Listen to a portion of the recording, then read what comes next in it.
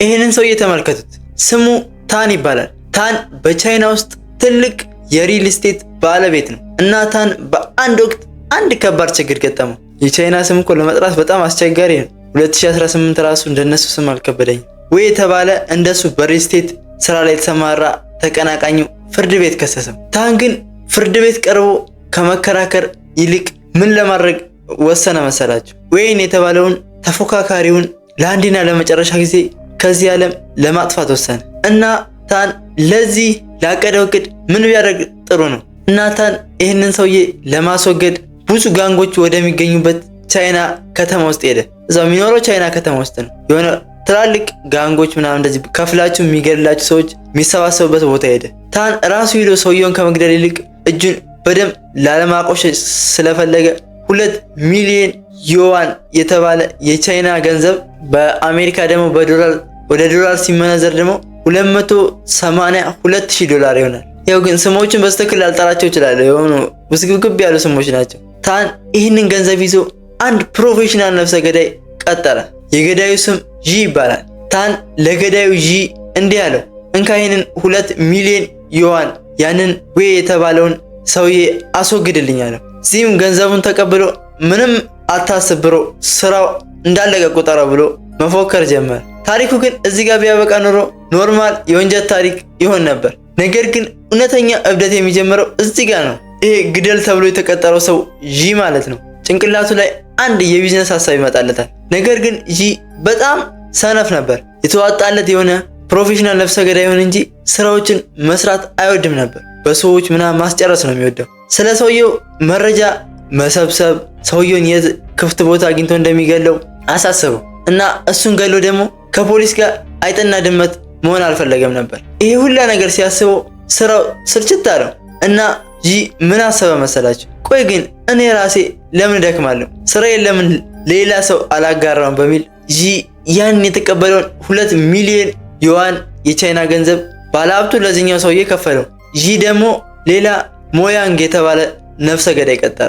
የዚህኛውን የባለሀብቱን ተቀናቃይ እንዲገድለት ማለት ነው። ጂ ለቀጠረው ነፍሰ ገዳይ ለሞያንግ እንዲህ ያለው፣ የምነግርህ አንድ ሰው አለ፣ እሱን ግደለውና 1 ሚሊዮን ዩዋን እሰጥሃለሁ አለው። ቆይ እዚህ ጋር ሂሳቡን ስሩት እስቲ። ጂ መጀመሪያ ከባለሀብቱ 2 ሚሊዮን ተቀበለ። ከዛ ጂ ደግሞ ጉዳዩን ሳይፈጽም ለሞያንግ ደግሞ 1 ሚሊዮን ሰጠ።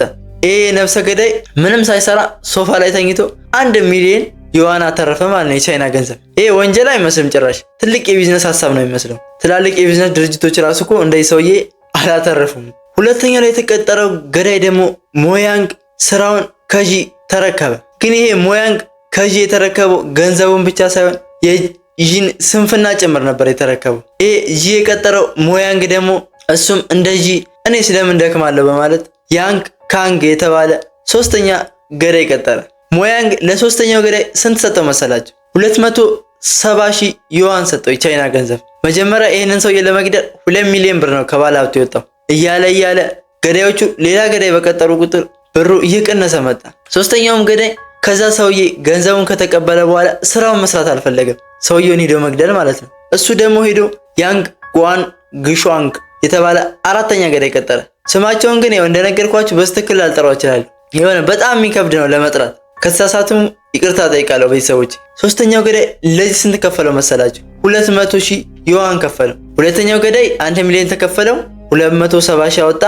ስንት ቀረው ማለት ነው? 730 ወደ ኪሱ አስገባ ማለት ነው። ይሄኛው 270 ሲከፈለው ለዚህኛው ገዳይ ደግሞ 200,000 ዩዋን ከፈለ። ይሄ ስንት አገኘ ማለት ነው? 70,000 ማለት ነው። ሂሳቡን በቃ ወይ መጨረሻ ላይ አንድ ላይ እንሰራዋለን። ጉዱ ግን ገና ነው ተመልካቾቼ። በጣም የሚያስቁ ናቸው ሰዎቹ። አራተኛውም ገዳይ እንደነሱ ሰነፍ ነበር። የሆነ ተይዞ አልመሰለኝ እንዳለ። አራተኛውም ገዳይ ሄዶ ሌላ አምስተኛ ገዳይ ቀጠረ። ሊያንግ ጂ ያን ሼንግ የተባለ አምስተኛ ገዳይ ቀጠረ። ለዚህ ለአምስተኛው ገዳይ የተሰጠው ዋጋ ግን የወረደ ነበር። 100,000 ዩዋን ከፈለው ማለት ለአምስተኛው ገዳይ። አራተኛው ገዳይ ስንት አገኘ ማለት ነው? 100 አገኘ። አንድ ባለሀብት ለ5 ሰው ስራ ፈጠረ ማለት እኮ ነው። አሁን ወደ አምስተኛው ገዳይ ወደ ሊንግ እንምጣ። ሊንግ ስራውን ተቀብሎ ሊገድል ወደ ታዘዘው ሰው ቤት ሄደ። ስለ ሰውየው ማጣራት ጀመረ። እዛ ቤት ሄዶ ማለት ሰውየው ቤት በምን ሰዓት ወደ ቤት እንደሚገባ፣ ምን ሰዓት ላይ ስራ እንደሚወጣ፣ የእረፍት ቀኑ መቼ እንደሆነ በደንብ አጣራ።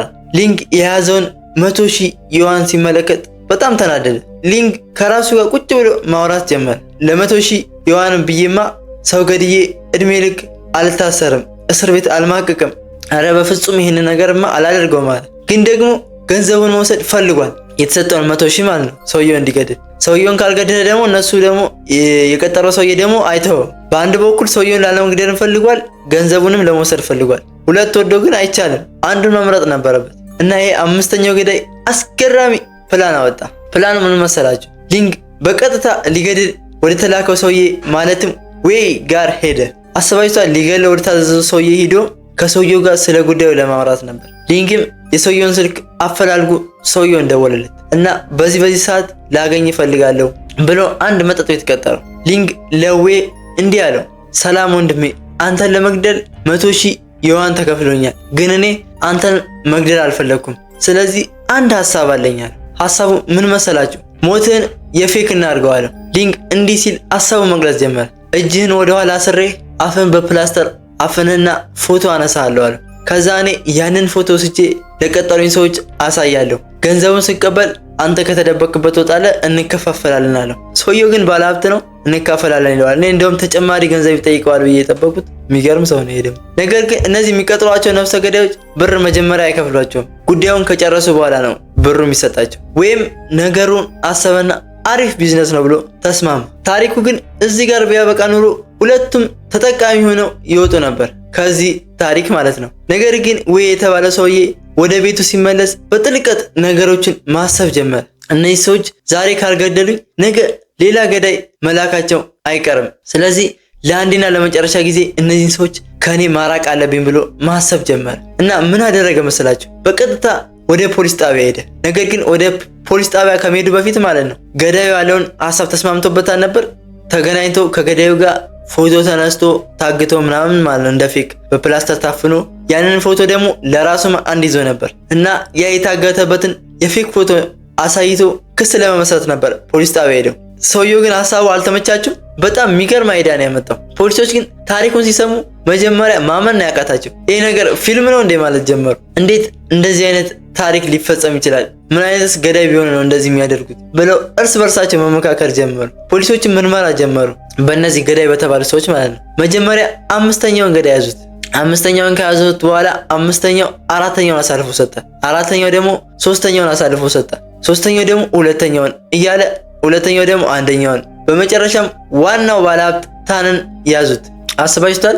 እንደዚህ በተርታ እኮ ነው የተያዙት። አንዳንዴ ያው ከባድ ነው እንደዚህ አንድ ጉዳይ ላይ ሰዎች ሲበዙበት ለመያዝም በጣም ቀላል ነበር። እነዚህ 5 ሰነፍ ሰዎችም ፍርድ ቤት ቀረቡ። ፍርድ ቤት ከቀረቡ በኋላ እነዚህ የቻይና ሰነፎች በሚል ታሪክ በዓለም ላይ ትልቅ መነጋገሪያ የሆኑ ሰዎች ፍርድ ቤቱም 5ቱ ገዳዮችና ዋና ባለሀብቱን ከ3 ዓመት እስከ 5 ዓመት የሚደርስ እስራት ፈረደባቸው። የዛሬው ታሪካችን ይህን ይመስል ነበር። ውድ ተመልካቾች ከዚህ ታሪክ ምን ቁም ነገር ተመለከታችሁበት? ምንስ ተማራችሁበት? እኔ ግን ከዚህ ታሪክ የተማርኩት ሁልጊዜ ነገሮችን በራሳችን ማድረግ እንዳለብን ነው። ለምን ሁልጊዜ ለሰዎች ያንን ስራ አሳልፈን በሰጠን ቁጥር ጥራቱን የጠበቀ መሆኑ አይረጋገጥም። በተለይ ደግሞ የቢዝነስ ስራ ላይ ከሆነ እንደዚህ አይነት ነገሮች በጣም አስከፊ ጉዳት ያመጣሉ። ስለዚህ ነገሮችን በተቻለን አቅም በራሳችን ብናደርግ አሪፍ ይመስለኛል። ቪዲዮ ከተመቻችሁ ላይክ፣ ሼር፣ ሰብስክራይብ ማድረግ እንዳይረሳ። በቀጣይ በሌላ እውነተኛ ታሪክ እስከምንገናኝ በያላችሁበት ሰላማችሁ ይብዛልኝ። ባይ